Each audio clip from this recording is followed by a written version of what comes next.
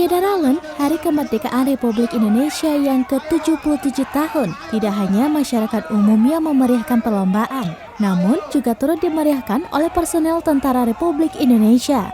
Tampak dari video yang beredar dan disebarkan oleh akun Instagram @kabarnegeri, terlihat aksi perlombaan tarik panser yang dilakukan oleh anggota TNI Angkatan Darat. Perlombaan tersebut dilakukan di kawasan Serpong Mall, Tangerang, Banten. Para peserta lomba tampak sangat antusias dan bersemangat menarik panser hingga titik finish. Di Hari Kemerdekaan Republik Indonesia tahun ini, beragam perlombaan dilaksanakan oleh segenap masyarakat Indonesia. Hal tersebut dikarenakan menurunnya status COVID-19 di Indonesia, sehingga masyarakat bebas melakukan aktivitas.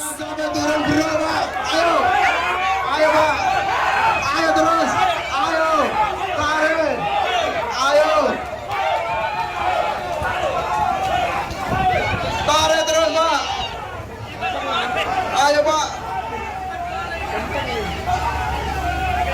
Iya, finish. Jakarta Utara, mantap Nian.